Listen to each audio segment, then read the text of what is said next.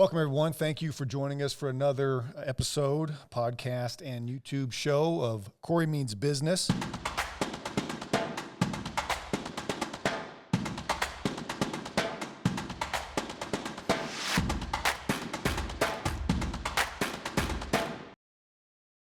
Today we got some special guests with us. We've got Braulio and Franco.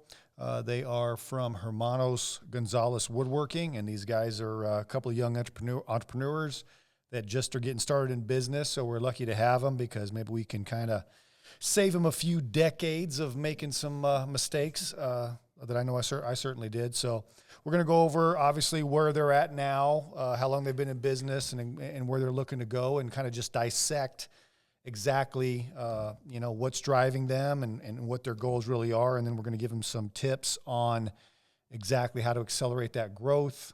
We're going to talk about some price points. They got some really cool stuff. They've got, it's woodworking, but they do custom one-off pieces, very artistic. It's wood and curves and resin and all kinds of stuff. And, I looked at it and it's pretty impressive to say the least. So welcome, Braulio. Welcome, Franco, to the show. Pleasure having you. Tell us a little bit about your product exactly, what you got the idea from, and what makes it special in your eyes. Yeah, thank you for having us. I got started into woodworking about 5-6 years ago, just trying to make some furniture for myself and some roommates at the time. We really needed a dining table, and so we just kind of bought some lumber from Home Depot and kind of went to town. I also had a mentor at the same time that really helped me out and showed me a lot of cool little tricks to the trade that he learned when he was in wood shop in high school. And as far as I know, I've never worked with as much resin as I do now. I didn't really get into that until my brother kind of showed me what this really was. I kind of saw the YouTube videos and I was like, man, that's cool, but I don't know if I want to get into that. And then, so you were working in resin before he was. So I haven't actually worked in resin, but I had seen videos, I've seen projects, and it's something I wanted to get started. What attracted you to it? I mean, what made it stand out to you? It was all the beautiful colors and all the different things you can do. The powdered colors, just you can make it have like a spatial effect, and it's like just amazing colors you can see just straight onto a table or cabinet, anything you can make with wood. Wow, very, very cool, very cool. Mm-hmm. So when you were deciding on what you were going to do with the wood and with the resin, like what kind of brought you to the idea of actually doing tables and countertops and stuff like that? Was there some reason why you chose to make that with it instead of something else, or? It was probably more of the ease of making it. It's one of the things that doesn't require as many tools or large shop industrial tools that just cost too much money to even get started with. Okay, yeah, that makes sense. And again, a lot of young entrepreneurs that are watching the show and listening to this podcast obviously face the same dilemma, don't have a ton of money to start the business with. It's not like you can go out and, a lot of people just can't go out and spend, a couple $100,000 on every dream piece of equipment and tool you'd want, right? So you have to make do with what you got, especially to get started, which, again, most people, because of that, though, and you guys should be commended because most people, that's the reason why they never actually make the jump or actually even try to go into business. They just think that there's a barrier, a financial barrier they just can't overcome, or that it's going to be too expensive. When you guys first started, and to be clear, this is their side hustle right now. They both have day jobs, good day jobs, but they're doing this as a side hustle, which, I always recommend if you have limited resources, if you don't have a lot of money, if you don't have, some of this stuff figured out, it's always better just to jump in on a side hustle where you can make some mistakes because you still got your day job, you still got your normal income coming in. It's not gonna, you're not gonna lose your home or not be able to eat because it doesn't work out. If it doesn't work out, you stop doing it and move on to another hobby. But getting in business as a side hustle is always a good thing because, again, it limits your risks. You don't have as many risks. If it works, great. If it doesn't, you're not too badly hurt. So no matter what it is, you can always do it on a limited basis, on a side basis, in addition to your normal income or your regular job. Especially, again, if you have the limited resources. So resources, really, you said you love the resin, you like working with wood. Obviously, you were working with wood, Braulio, before you started with the resin, and just a hobby again. So one of those ideas where you say, hey, I already like doing this. I'm good at it. It's fun. I'm going to be turned into a business, which a lot of people get started in business like that, especially when it comes to, arts and crafts and things like that. So,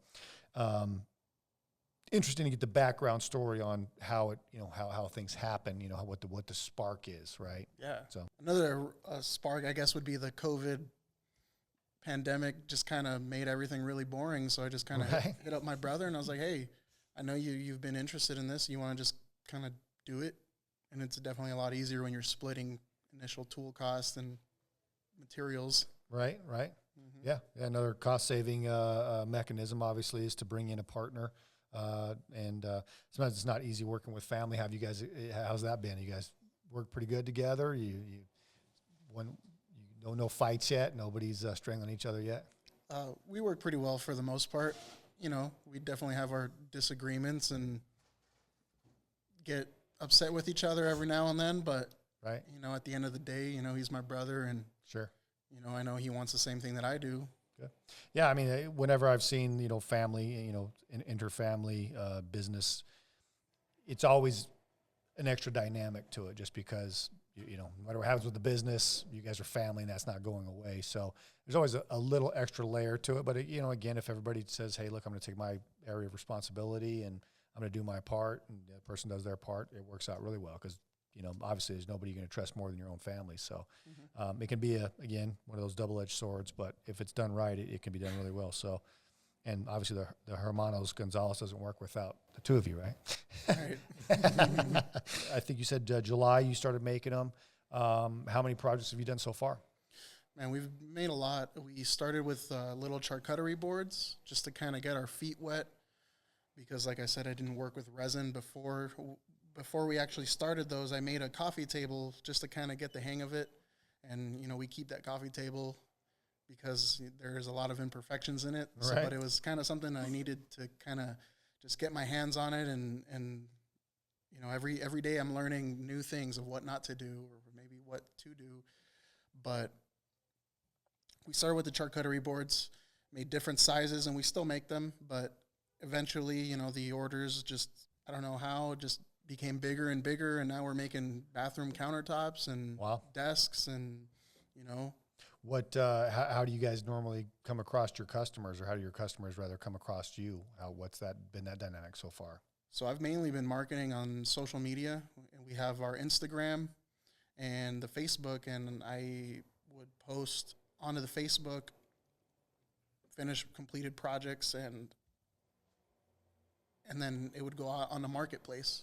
Okay. Oh, so you're using Facebook Marketplace then? Mm-hmm. Okay. So are you just doing custom pieces? Or are you making them first and then putting them on Marketplace? Or are you just waiting for an order and then making it, or a combination? How are you doing that exactly? It's been a combo. So the larger pieces, like a coffee table, those are actually custom pieces that were ordered that I then post on and just kind of put, hey, custom river tables or something. Right. And so sometimes we'll make like a batch of like 10 or 12 charcuterie boards, and then we'll post those like, hey, these are available. Message us if there's a certain color that you like. Oh, okay. Mm-hmm. Okay. So you might get them to a certain point of production and then wait till somebody chooses a color or something like that to make it a little more custom, or a little more of a custom order, something like that. Mm-hmm. And there's a lot of times when people say, hey, I really like this wood, but can you give me like a gray epoxy or a black epoxy? And that's something that we don't have. So then we'll just custom order it, or custom make it, and nice, and give it to them. Nice. Okay. All right.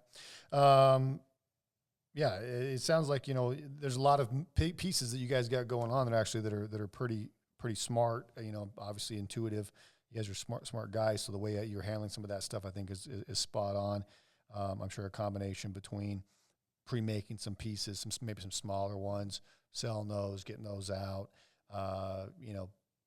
obviously where you guys are at right now with your marketing, word of mouth is going to be something that you can definitely use. So if you sell somebody a cutting board, and then you say, hey, here's your cutting board, but by the way, we make tables too. So if you know anybody, let us know. Mm-hmm. Sure enough, they got the cutting board, and next party they have or whatever, someone comes over, they're like, oh, wow, shit, where'd you get that cutting board? That's amazing. Oh, wow, these guys, and then oh wow, what else do they do? And then, so that's a great way to do it, is to make some smaller pieces, get those out, sell those, and then start getting some of that feedback and some of those reverse referrals. That works really well as an early marketing strategy, especially when you don't have a lot of money, a lot of resources, right? You gotta do a lot more creative marketing in order to be able to push, especially a product. When it's a service, you can knock on doors, but it's a little more difficult when it's actual product. That's why it's just to knock on doors, so to speak, meaning direct marketing, just reaching out to people. If you guys are doing painting or something like that, obviously you could just reach out to people. Hey, we do custom painting. Let us know if you need us. That's going to be something that's going to be a little more prevalent than something what you guys are doing. So, so that's something that you could certainly do. What are you guys' goals? I mean, again, I know you guys are working. This is a side business right now. What are the ultimate goals, though, Franco? I mean, what do you want to do with the business? I mean, if this can become a business, that'd be absolutely fantastic. Okay. It is a bit of a struggle trying to have to go between the two jobs, but because it's not a main source of income, I'm not absolutely too worried about it. Right. And due to the resin taking longer to cure and set, then it's not a complete push for time. It's while this one's getting ready, we're working on the next one, the next few, and it's not just one at a time. So stage, like the production goes in stages then, so you can be, while one's curing, you can be working on something else, so you can do multi-pieces at the same time. One of the tables comes off a mold while the next one goes in, where I'm finished sanding that one, trimming the edges, rounding it, while that one's being done. Nice. So what's your, Braulio, what's your vision for the business ultimately? I mean, where do you want us to go? Is it just you're going to let it happen? Is you have a certain vision that you got going on? I mean, what do you want to have happen? I mean, my vision would be to eventually get to the point where I'm, in my dream shop and I could have everything that I need to just be able to, just do any project that I need. And, I mean, if I can do this full time, that would be great. Right.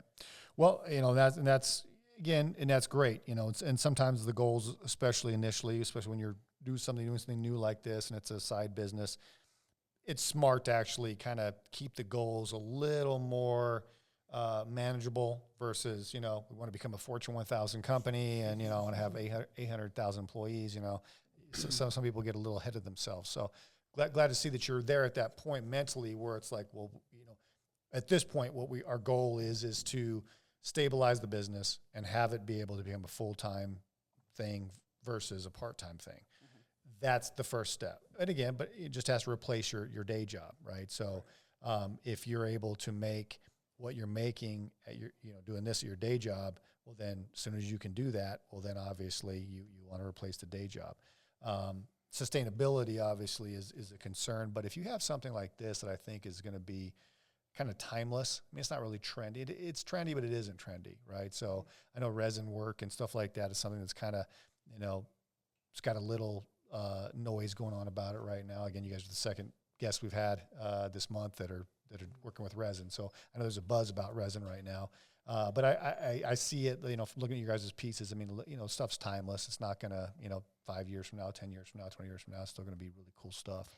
So it's nothing that I think that you guys have to say, well, shit, it's going to work for us for the next year, but then, this is going to go out of style or out of a fad, and then, we'll be back to our day jobs. So, and then again, there's also, as you originally said, like there's other things you want to do once you get the equipment and once you can afford to get the better equipment and some nicer stuff that you could maybe expand your offerings besides just, what you're doing. You could do some other custom stuff and maybe even go in a different direction. There's some other materials besides just resin that you might could, look into and work with, and, other type of things that could go in with wood and, just custom stuff. And because that's really where we talk about the price point, which I like your guys' price point just from the aspect of that, you've done your due diligence enough to know, okay, real pros that have been doing this for a while that make these pieces, here's what they charge. And that's what you always want to do. You always want to, when you're starting a business and you're getting started, you always want to say, look, what is the top people doing this make? Or what do they charge for their pieces? Or what do they make, as far, and then you look at that. Now you might not be there because again, your value might not be there yet. That piece, what you're able to accomplish whether it's a good or a service, might not be to that level, but you still want to have looked at that level. You want to study that level, look what they do, look how good the quality is in order for that to be successful. And then you strive for that. You say, okay, well, I can be that good eventually. And then we can charge those kind of prices eventually. And I always like to say, not only can you not only charge those kind of prices, you could probably even go up another 10%, 20%, because then you want to be the best in the business. You want to be the one that everybody else looks to as go, well, geez, what's the top guys charge for this stuff like this? And you want to be the guys they look to, right? So you, at the end of the day, your goal should always be to be the highest priced in whatever your field is, okay? To be the highest price. And when I, looked into to being a business coach and looked into coaching and mentoring entrepreneurs, one of the first things I did was what's the price point? What do the top people in that industry make? What do they charge? And if I don't know that, well, then obviously I'm going to be at a huge disadvantage. So you have to do some price analysis. You have to go out and whatever it is you're going to do, what do the top people doing what I'm doing make? And again, you may not be there to charge that yet, but that's something you want to strive for. Once you get there, then you want to go up a little bit more. So I think you guys are right on with that. I think your price point isn't too bad. He was saying a nice table, 6 feet by 30, 2 inches thick with some nice resin and everything, some nice curves looking real nice. Is a couple $1,000, but there's other ones out there for double that. So still a bargain for where you guys are at. But again, you're not working for free, right? So I'm glad to see that. And then again, as your skills get a little bit better, and as the pieces continue to look better and a little more custom, raise that price. Don't hesitate to raise that price. Don't stick at that price. Continue to raise it, especially as your marketing gets a little better hold, and you're able to actually market a little easier, get more orders, more custom orders. You can then start to raise the prices up as well. So, but a great start. From where you guys are standing. Again, I don't see anything that I'm like, holy shit, they really screwed that up. You guys are starting off a lot better than other people that have been in business for 6 months, because a lot of times when people have been in business 6 months, it's just a shit show, right? So you guys got some really good stuff going for you, so I really like that. So let's talk about your social media, because that's your primary driver, obviously, for your marketing as it stands. What are you trying to your Instagram has 263 followers. Your Facebook has 364 followers. So not a big audience, but clearly they love what you guys are doing. What inspires you when you post stuff? What do you say in your, I'm gonna post this? What makes something post worthy, I guess, is really what I'm driving at. I try to mix up the posts. I'm mainly the guy that, between my fiance and I, we kind of run the social medias, and it makes it easier when you post on one, it posts to the other. But for me, I kind of try to definitely post every single finished product, because that's just what people are paying for. Right. I've been trying to show more of the process. I kind of think that videos are the way to go, especially when you're pouring the resin and kind of, I try to show the step-by-step process to make someone feel more involved into their own project that we're working on for them, or just someone, a stranger who's just happened to casually stumble upon our page. Right. And so that they could see, oh man, this is the process, or they might see a piece of wood that's like, man, that's beautiful. Like, I wonder how much something would be with that, just to kind of spark that interest. Right. Now, I know you guys don't put your prices out there. So you guys, so your prices are when somebody contacts you and they ask you what a special piece would be, then you price it out. Or when you put it on something that you've already pre-made, you put it on the marketplace for the predetermined price. So,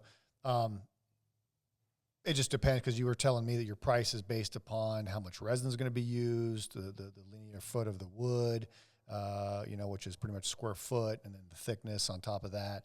That's kind of your prices. So every piece has to be kind of custom estimated, because it depends on the size and depends on how much resin and so forth. So am I right on that? Oh, you're right on. Okay. Another thing is, the wood, the figuration in the wood could drive up the price of the wood as well, or the grain on it. It's really, I try not to, like the professional sawmills really crank up their prices when it's a really nice piece of wood, and sure. and people, they know that people are going to want it. I try not to do that. I kind of just take the log that we have and see, okay, I paid X amount of dollars for this. It cost us X amount to get it into slabs. Right. So, each piece is worth this much. But if somebody came to you and they wanted a particular piece of wood or a particular type of wood, you could certainly make that happen, right? Oh, definitely. I've had customers come to the shop and just literally pick a piece of wood that we have, and I kind of just show them kind of like a mini showroom, and right. And they just like, oh man, I like that one. Nice. Yeah, every piece of wood is unique, so it's it's definitely got to be, I think, part of the fun for the buyer to be able to kind of help create with you. I went with this piece, and I think that's what makes your guys' stuff and stuff like what you guys do really, really cool, and the cool factor is really raised because again, every single one of these things is going to be one of a kind. There isn't going to be another one like it in the world, just because the piece of wood obviously is completely unique. The resin will be completely unique, unique colors. So every piece becomes a actual piece of art because there is no other one like that, period, in the world. No matter how many more there are created, there will never be anyone like that in the world, which for me is really cool, right? It's just a concept I really like. I mean, and I think that's really, on some of that, it's like where the value is. Because, yeah, you could get a table for whatever. If I'm just looking at a table to set my shit on, well, that's whatever, right? That's this table. But if I want something that's going to be a showpiece, for my office or my house, something that's going to be a conversation starter, someone's going to come in and go like, oh, wow, holy shit, where'd you get that? That's what you want. So, and I think getting into like your social media and, how to market, right? Because now, in order for these guys to turn this business into the full-time business where they can then quit their day jobs and, have some confidence in the fact that this is going to work and work long-term, you really have to do two things. You have to, one, say who is our customer, and beyond just who your customer is, who is your best customer? Okay, because could you sell a cutting board to any old buddy on Facebook? Yeah, probably. You're gonna make a lot of money doing it? No, right? So the money's gonna be in these bigger, right? And correct me if I'm wrong, but the money's gonna be in these bigger pieces, right? Big tables, and the bigger the better, and that's where the money's gonna be, right? So that's really your best customer. Your best customer is gonna be the customer that wants that big old 8 by 4 foot table that's just like, people walk in the room and just like, holy crap, just punches it right in the face, right? Bam, there you go. Look at that. That's your customer, because really that's where you're going to make the most money, and that's where you're going to make the most impact, right? So who's your customer? I for what you're doing, I mean, it's going to be somebody that obviously has money. There's nobody going to be, able to not a lot of people are going to spend $4 or $5 grand on a custom table like that, So your customer is going to be upper end. Your customer is going to be somebody maybe has a business, maybe has a showroom, or maybe has like a business where they walk in. I'm thinking something like real estate agents, doctors' offices. They always do like a coffee table with a magazine, something like that. Something where they want it to be super high end and something really custom. So when their customers come in, their customers like, wow, this is really cool. So upper end businesses. Now we, as far as people go, direct, sales to the public versus businesses. Yeah, I mean, again, custom homes. I'm thinking custom home designers, people that are actually in the design field, where they would be able to say, look, I've got these guys that make these custom tables, and take a look at them, as they're designing a space for somebody, whether it's a commercial customer or a residential customer, they can like have you guys in as the portfolio. So one of the things I would say is to really pin down who your best customer is, and then say, okay, because we talked about it in the pre-show. How do you find your best customers? Now, again, these guys just walk outside and say, anybody looking for a $4,000 custom wood resin table, right? Probably not going to get a lot of takers.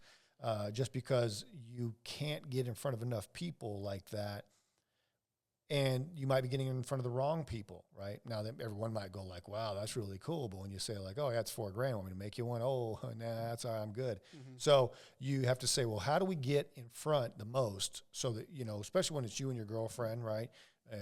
When you guys are the ones that are spending time at this point, you're not just paying somebody to do this, you're spending your own time to market. You really want to say, look, let's target this so that we can get whatever posts or whatever we put out there in front of our best customers, who is going to want to spend $4,000 for a custom wood resin table? That's the ones you want to focus on, okay?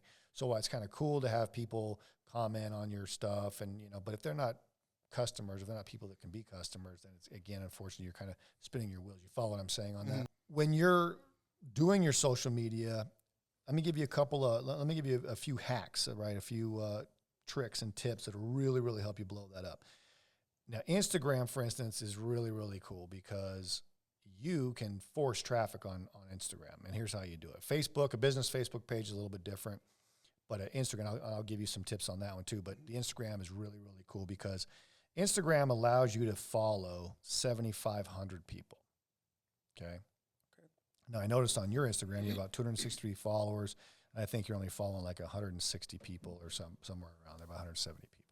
So you got a lot of room, okay? You got a lot of room from 7,500 to 160. So you got like 7,300 people we can say that you can follow.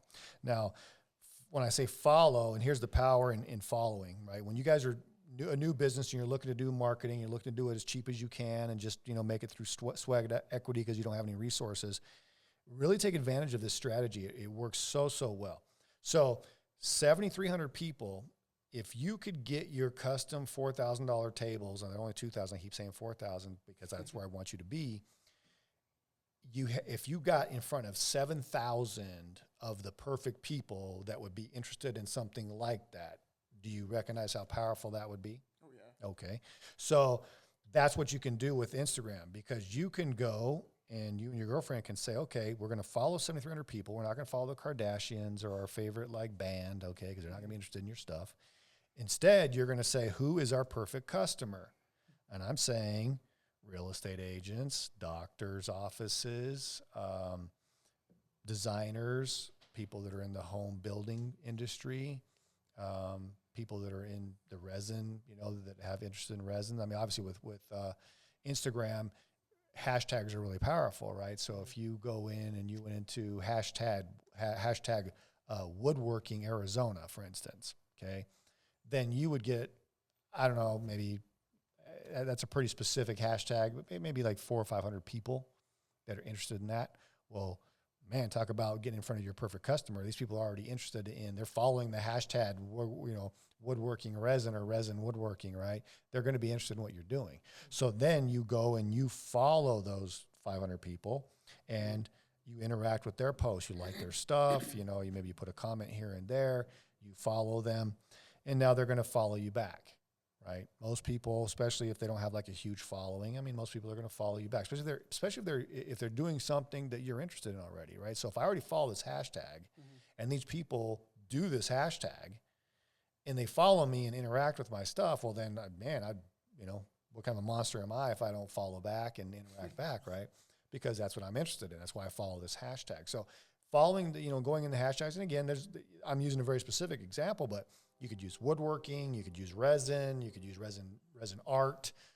All kinds of different hashtags that would really give you a clear basis of people that are interested in what you do.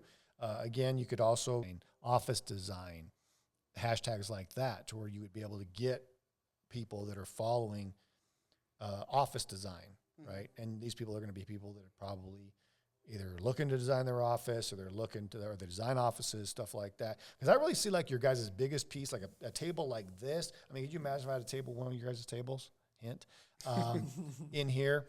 That would be like a huge statement piece, right? Oh, yeah. And so again, I think your perfect customer is going to be people that are, business owners that are looking to really have a statement piece for their offices and for their professional environments. That's I think who your best customer would be. So that's how you would get in front of those people, and then you would follow them and interact with them, and you get the 7,500, and most of them are going to follow you back. The ones that don't follow you back, obviously unfollow them eventually, and then the ones that do, keep building it up. You can get to 7,500 followers just like that, and then as you then use your hashtags, as you have cool videos, as you get on the discovery page and stuff like that, you'll get even more exposure. And if it's specific, if you just didn't follow 7,500 random people, right? You followed specific people that were interested in certain hashtags, okay? Well, they're going to be super, super interactive with your stuff, meaning your likes and your shares and your saves and your comments and all that are going to be like really, really well proportioned. I mean, some people, it'll just follow 7,500 people. Let's say they get 7,500 followers, but they're just people that are just random people. And you post something, well, I mean, what's the percentage of people that are interested in what you're doing? Probably not much, right? Maybe, you know, a sliver of them. So two things happen. One, your audience really isn't even that interested in what you're doing. And then two, because you don't get a lot of quick traction from Instagram, they'll stop serving it up. It's not like if you have 7,500 followers and you post something, it gets out in front of 7,500 people. It doesn't work like that. So if the post goes out and it doesn't get a lot of, you know, enough likes or enough comments or enough traction right away within the first 15 minutes, the algorithm will start to shut it down. I mean, it's going to stop serving it. There's only so much space on that news feed. I mean, you just can't put everything everybody posts in this feed. It's just not big enough. So there's not enough space. So you have to then say, it's also what Instagram, Facebook does, unless this thing is really, really getting a lot of excitement and a lot of activity, a lot of interactions in the first 15 minutes, stop serving it, and then it stops serving, and then nobody sees it, right? So that's one tip that you can do to really, you know, get out there in front of more and more people. Again, you know, in your perfect audience. Now, Facebook's a little different than Instagram. Facebook, you can follow, but the business page doesn't work very well. People are going to say, why the hell are you following? And I don't think you can. You can follow other business pages with your business page, but you can't follow people, okay?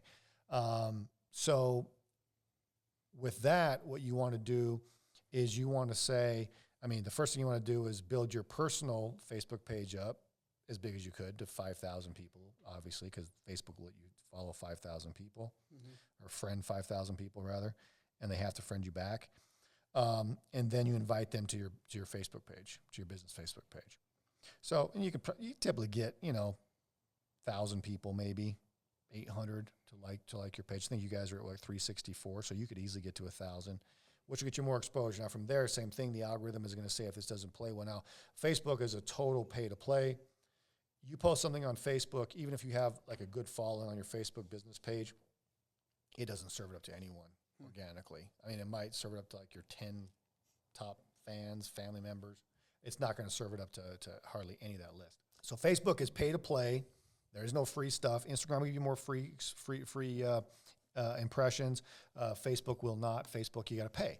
But the great thing about Facebook is pretty cheap, right? So probably if you posted something on Facebook and you spent $20, okay, you're going to get in front of like 1,000 people for $20.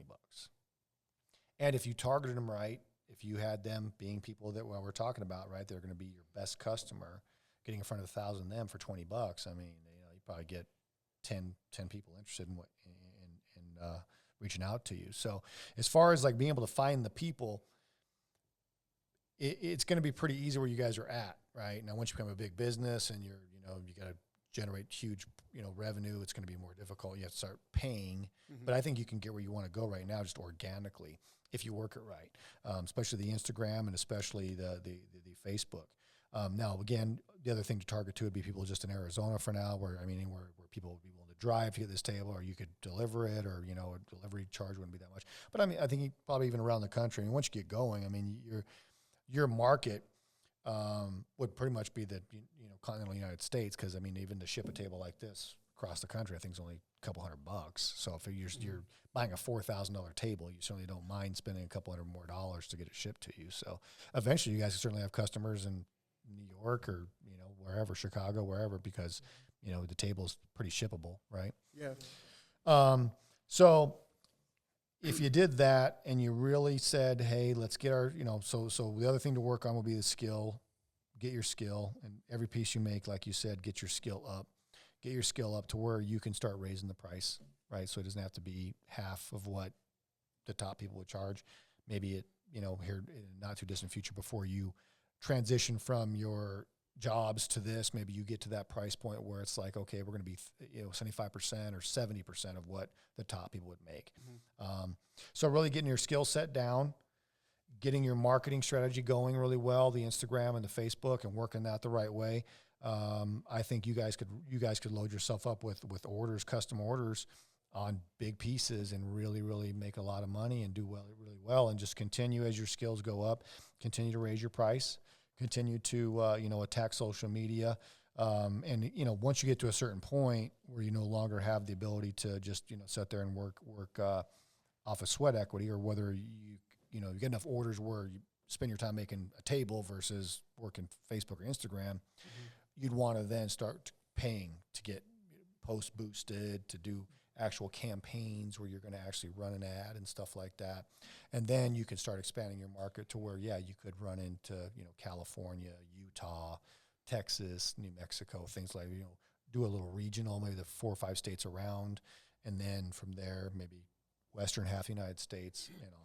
I'm forward thinking, obviously, but that what you guys are doing, again, these are things that are, some home designer in New York is going to be like, I got to have one of those tables, so you don't know. I mean, you end up designing a 12-foot, custom dining room table set for somebody that, $25,000, $30,000, because it's one of a kind. There's not another one like that in the world. And really, it's, as far as like your branding goes, you've got a pretty cool logo. I like the logo, but really what plays better on social media is personality.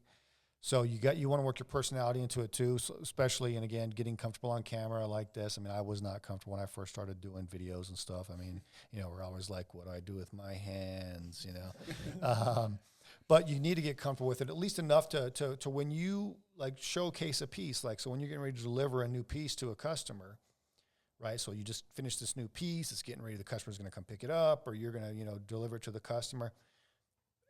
Ask their permission, but the best way to do it would be when they first get there and you do that reveal, right? And they're just like, holy shit. And I'm sure you guys probably you get that every time, right? Somebody comes pick up their piece, right? And you take off the, how you guys unveil it, right? Maybe get one of those billboards like they do on that show over there. Are you ready to see your custom piece? One of you stand on one side, the one stands on the other side, and you pull away the rollaways, right? And then they cry, and it's all dramatic and made for TV. But the big reveal and getting their response and getting that emotion, I think that'd be so cool, and that would play so well on social media if you could do that. Something to aspire to. I don't know if you're ready to do it tomorrow, but something to aspire to. But for now, get yourself in the videos. Get yourself talking about the piece. Why are you making it the piece? Why did the customer want this piece? Why did they pick that piece of wood? Why do they want that color of resin? What influenced their idea of the design, right? Talk about the piece, because the more that you talk about your pieces, the more that you say, look, this is why we went with this wood, or this is why the customer went with this wood, this is why they wanted this color, this is what their vision was.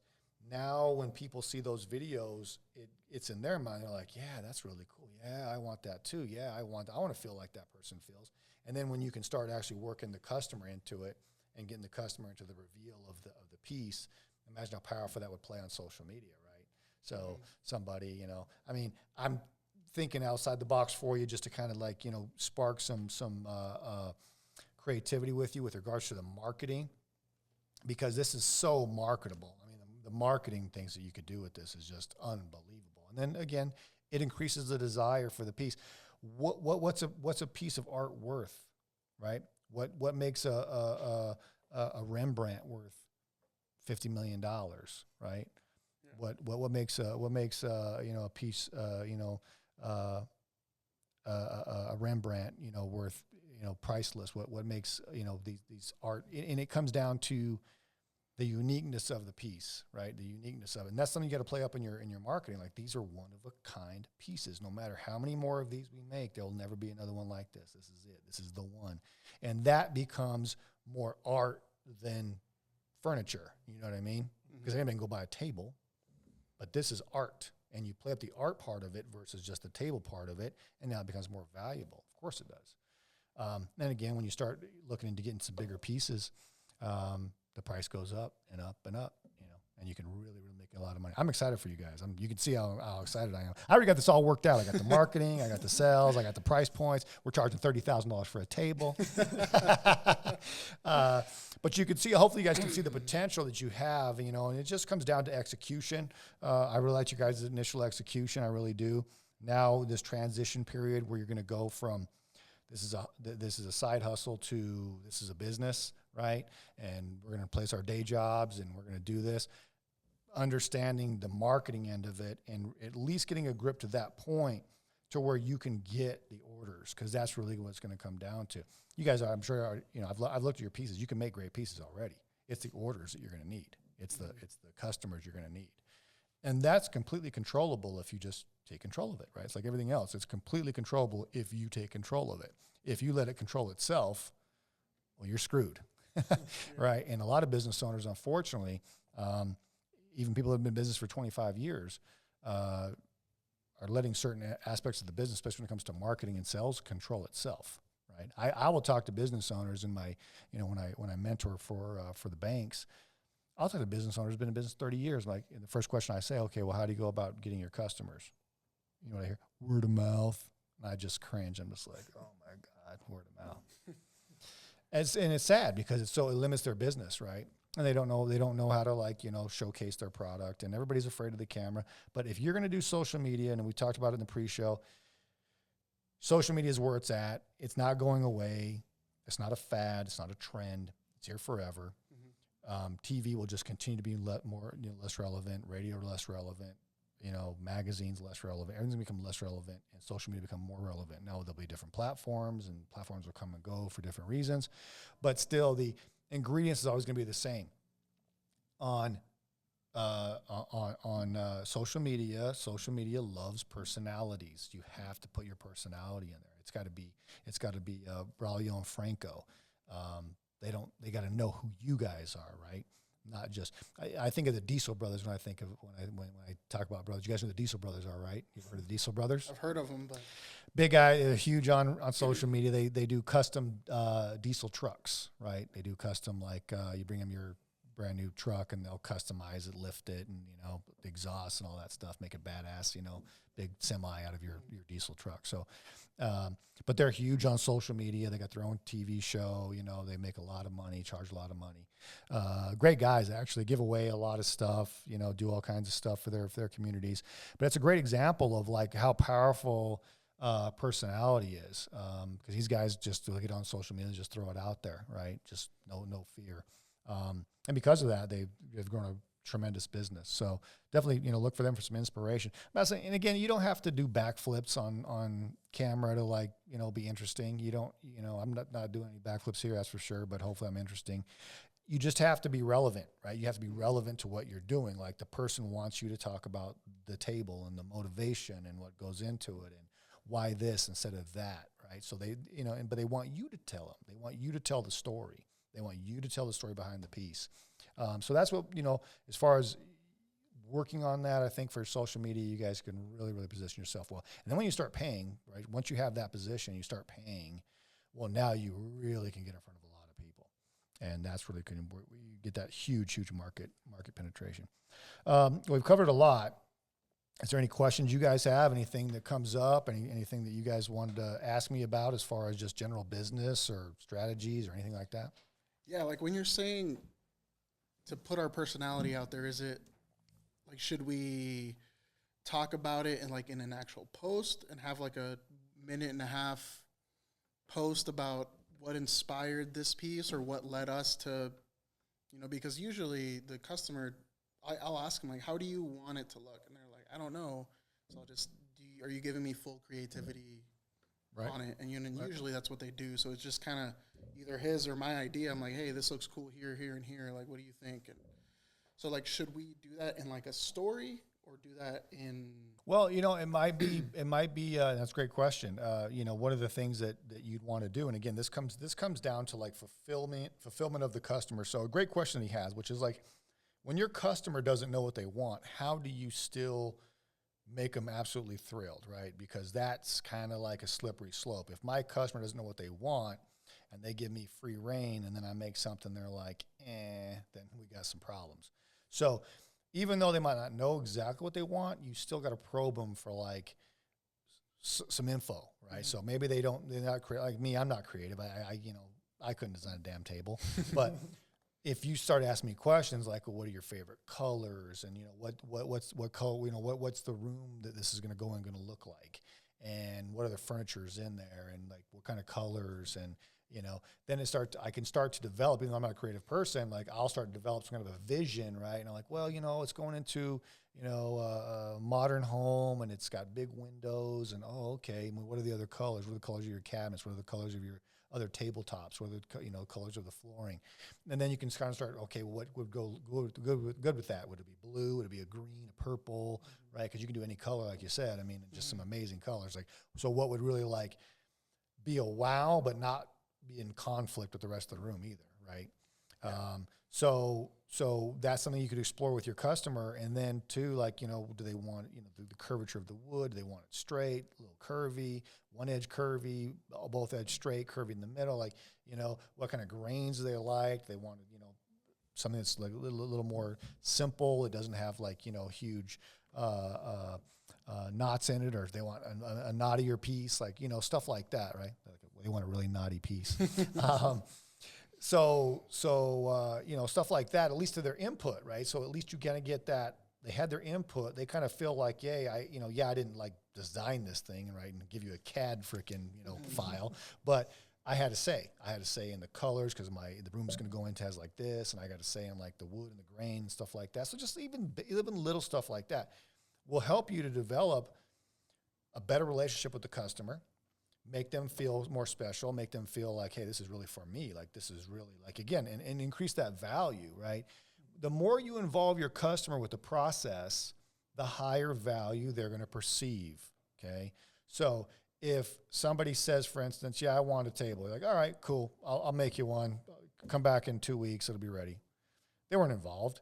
And so now the value of that has gone down. But if they were involved, and if they were, more in the colors, and more in this is going to go in this room, and more in, I like this things about wood and this colors, like even that much involvement will make them feel like this is really for me. Because I talked about it actually with somebody yesterday about like, building more value in what they do. And I said, it comes down to value is always going to be perception, right? Value is perceived. It's not real. Like there's not a lot of things are tangible as far as the value goes. Value is going to be based upon what my perception of it is and its usefulness. Well, a table is a table. Again, I can set whatever on this table. So what's the extra utility there? What's the extra usefulness? Well, again, it's statement piece. It's a piece of art. It's something that's unique, completely one of a kind, right? So the more you play that up with the customer, and the more you involve that customer in that process, right? The more you let the customer know, this is one of a kind. So this is going to be you. This is all you. And you make it be about them. Well, now the value goes up to them, because they're like, oh, wow, this is all me. This is not just I bought a table. This is like my creation. Because, they're not the creators, but they want to feel like they are, right? And when they're showing that table off, someone comes to their house and they're like, oh, wow, this is an amazing table. Where'd you get it? Oh, I worked with some guys. Yeah, right? So it wasn't like, I ordered it and some guys delivered it, right? I worked with some guys. I'm the one that chose like the bigger knots. I like it knotty, right? So so they'll have that extra like little like value thing to them, because they had their say in it. They had, I'm saying, there's a piece of them in there. Does that make sense to you guys? Like people, it's called collaborative. It's called collaborative closing. It's called collaborative, being collaborative with your customer. The more your customer is involved in the process, the more value they're going to perceive about it, period. Because that to them is what the value is. How involved was I in this process? The more I was involved, the more value it has, the more special it is. And the more they're going to be excited about it, not only for when they pick it up and, they got to pay you that money, but also for when they, tell people about it. And when people come in their homes, their offices, and they go like, wow, where'd you get this? They're going to be so much more excited to talk about it if they felt involved in the piece. So going back to your social media question, that's what you got to play into the videos, right? Mm-hmm. Maybe you don't need the customer, but you just need to say like, here, the customer wanted this, and the customer wanted that, and the customer really wants green, because It's going to go with their curtains that are green, or it's going to go with their countertops that are green. I'm just giving you examples, but you see what I mean, right? It's like there's a story behind it. Why is this piece what it is? There's a story behind it, and that on if I'm a potential customer looking at your social media, and I'm like, what are these guys up to? And all of a sudden I see a video, and you're talking about like why the customer wanted this or wanted that. I'm like, wow, these guys involve you in the process, man. This is really cool. Now in their own minds, the value of it's going to go higher, right? So when they get that price, when they get that $4,000, $5,000 price, they're not going to go like, holy shit, man, no way, bro. Like $800, what I was thinking, right? You don't want that scenario. So the more custom you can make it, the more special you can make it, the more one of a kind, the more of a piece of art that you can make it is going to have the higher value. So when you do go ahead and quote a piece, I'm sure you guys ran this already, right? People have probably come to you already and said, can you make me this for me? And then you're like, sure. And you get in the price, they're like, oh shit, I didn't know it was that much, right? You've already experienced that. So that's a way to kind of like, avoid that, or at least cushion that blow to where people that are going to be coming to you or that you reach out to or take interest in what you're doing, they're going to know like, man, this is art. This isn't just like these guys are slinging tables. Okay. This is like art. And so you go get a quote like, okay, this ain't going to be cheap. Right. Yeah.